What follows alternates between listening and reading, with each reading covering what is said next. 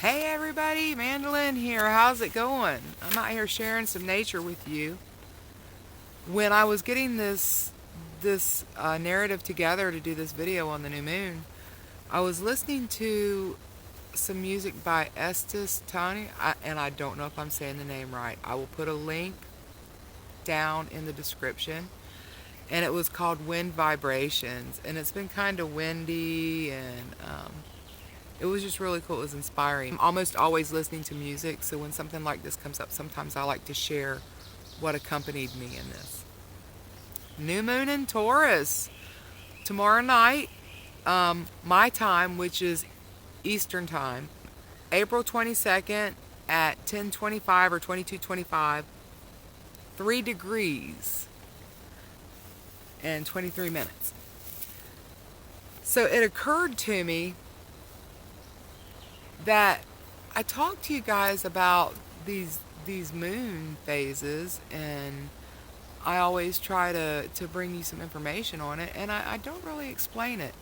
And I realized that maybe I should do that first instead and make sure that everybody's up to speed, because I remember struggling.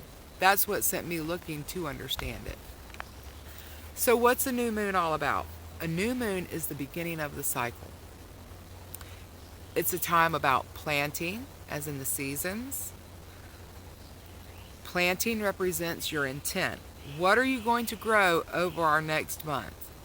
I have a friend named Eddie, by the way, and he knows who he is. And Eddie, it's time for you to plant your intent for this writing that you're doing.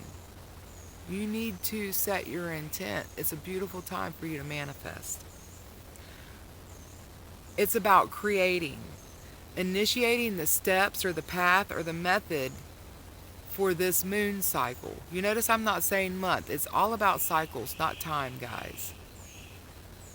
And it's about manifesting, which is living or practicing the steps for this moon cycle.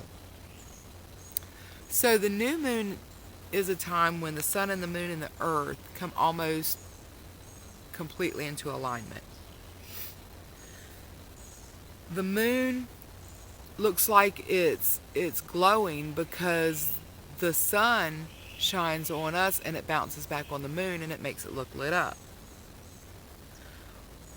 When we go into the new moon cycle, because the moon is between the earth and the sun, then you can't see the moon because the light isn't coming, is not able to even make it to us to reflect back off to the moon. So it's a time when it appears to be, in shadow, in darkness. The moon represents I feel, emotions. The sun is I am, what's outwardly visible. The sun illuminates or shines light on what's outward of us. The moon is inward. It's reflected back inside of us to illuminate what's inside. So when the sun and the moon and the earth are almost in perfect alignment, we don't have the sun to light everything up around us. Instead, it's kind of in the shadows, not completely clear. We're not getting the light of the truth, which is the sun, to help us, see where we're going, to establish the path. So in that time, discernment is so very important. You've got to use your discernment and really trust it in this time. Because any thought that you plant now is what you're going to be dealing with and manifesting over this cycle, this moon cycle. So when the moon, I feel, aligns with the sun, I am, the energy to initiate and support your manifestation cycle is coming through. You need to set intention for this upcoming cycle. a new project, a new partnership, maybe an exercise regimen, maybe just doing some inner work, some growth within yourself. Welcome change and be open to new possibilities. Write it out so you see it, and then start visualizing what it's going to look like. And then trust the experience and the process.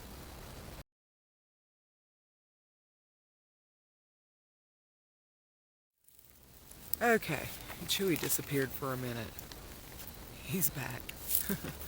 So, we talked about what a new moon is, and so now you have a better understanding of why I always try to pay attention and talk to you about these moon cycles. It's starting to rain. That's okay, I'm going to try and finish up, guys.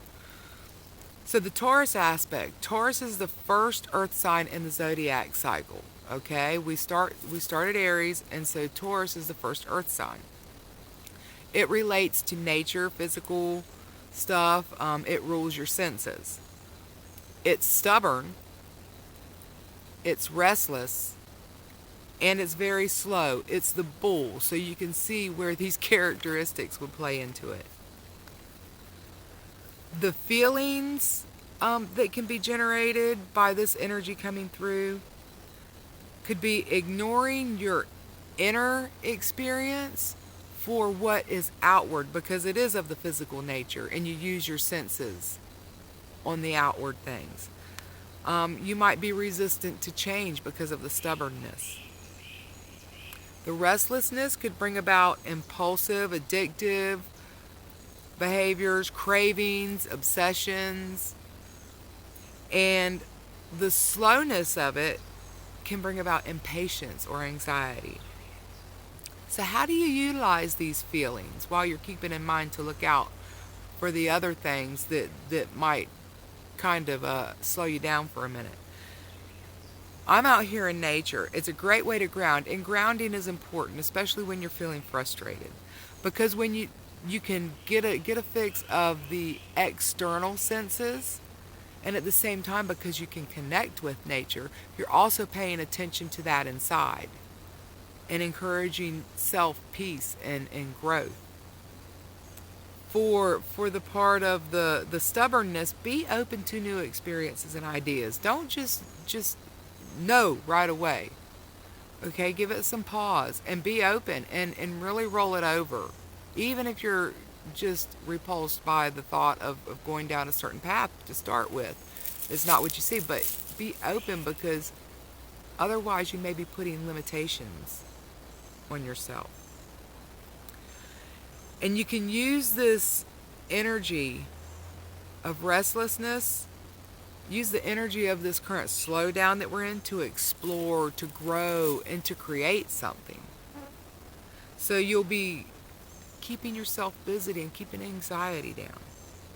And as far as the slowness of Taurus, let it give you a chance to just stop and experience the process, acknowledge it, be aware of it, and then you can enjoy and embrace it.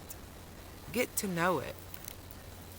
Other than the new moon and that it's in Taurus, there are other energies and aspects too. And I am not an astrologer, guys. I feel led to share this because I struggle to understand. And now that I've been keeping it aware and trying to at least pay attention to it, and at other times very, very deeply, just diving in so deep, I have an understanding that it does affect me, and I'm learning what things to look for.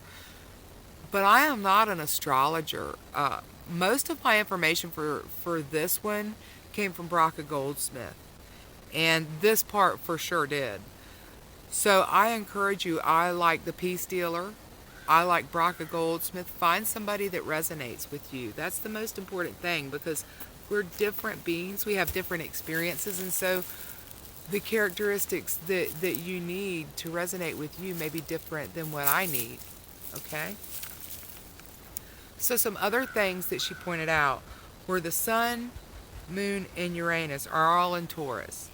And think of when you've got a dirty rug and you take it and you just start shaking it, and all the dust starts flying up. You know how it makes that?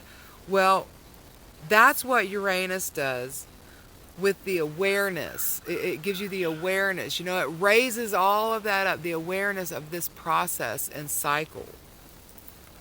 Venus is going to be in Gemini for a while because she's going to go retrograde. And so that's going to hold her there for a while. And Venus is the ruler of Taurus. So this is happening now too. The energies to utilize during that time are learning, studying, writing. Hello, writing. Did you hear me, Eddie? And Saturn is about structure, and Aquarius is all about freedom. And if I understood right, please go to her video, I'll include a link, is going to square Uranus and Taurus.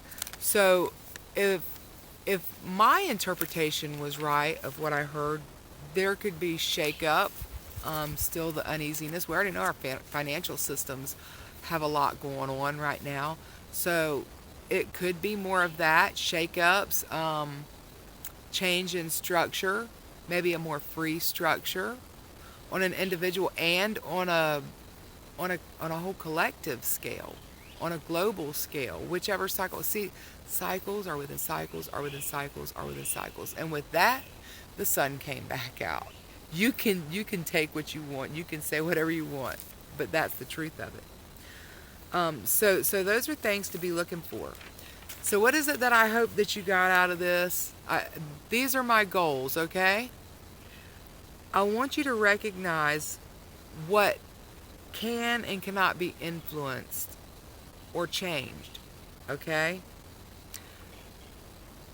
When you do that and you recognize what things you can change and what things you can't, find your peace with the things that you can't and let them proceed through their cycle. And the things that you can change, start the process. Perhaps this new moon is the perfect time to do that. Start the process towards manifesting the new experience for those things. It's a chance to move towards self-sufficiency. Stop depending on the outward things to satisfy you, and do the things for yourself to take care of you. Bracha Goldsmith did put this one, masculine nurture perspective. Okay, yeah, that makes sense. The masculine is considered to be the physical provider. So, you know, nurture by women or the feminine is considered to be the emotional provider. Build something for somebody, maybe creating something for somebody. That's a way to provide in the physical and provide nurture at the same time. And self-nurture as well. I want you to surrender to the flow, the process, but maintain your focus so that you're looking ahead. When Eddie was teaching me how to kayak, I used to get so frustrated because he went so fast. He was so strong anyway, and he he just got there quicker. Well, I started fussing about it one day, and he told me, he says, I've told you 100 times, and I'm not telling you anymore. Stop looking at where the front of your boat is going and look at where you're going. Now, when you're sitting there and you're just staring at the front of your kayak, you're worried about where it's at right in front of you, and you look up, and this is where you're headed, and this is where you've ended up going. So you have to correct all of that course. Not saying you can't get back on course, but, you know, it's just something to consider. The same thing applies here. So where does the new moon show up for you? What house is it in? Okay? And what is that house about? What does that house represent? Is there maybe a new experience that you want to manifest? Maybe is it related to work? Is it related to a relationship? Is it time to end the cycle of something? And what energies are present that might be a test? What energies that are coming in astrologically right now might be setting you up for an experience that helps to show you that you are ready to end the old cycle, and you actually are already in the new cycle. RJ brought up the subject of old relationships, of an old girlfriend wanting to get back together with him. And I'll put a link to his video because I'd rather you hear it from the man's mouth himself. And I have another friend that this seems to be a stumbling block for them, you know. Oh, I blocked her. Yeah, you blocked her all right. If you blocked her, why are you answering the phone? And, you know, you say you're done. And then sometimes it'll be days or even weeks or a month. And then you haven't heard from the person and you're starting to get comfortable with it. All right, broke that cycle. And then all of a sudden here they come again. The question is, do you answer it? And if you do you entertain it? So you got to remember those things. I want to thank you guys. It's been a beautiful journey to share with you. I'm so elated. All these things going on, you know, the big cycles, everything that you're seeing out there, you're not seeing the whole picture. You're not meant to. You have to get yourself ready for things in your process before you're ready to settle into this other larger process. But don't get discouraged. It's not about being discouraged. We're here to help. I have such a huge circle of, well, no, they're not a huge circle. It's a small circle that's full of huge energy of friends. And we see the beauty because we know what's coming and we know it's going to be so beautiful and so wonderful. So I'd like to thank you for sharing this journey with me. Please share this video. Help me get my word out. Those of you, I'm going to do like RJ did. And thank you all. I don't have a list of names like he did, but it was so humbling that I inspired somebody that inspires me. That's what it's about.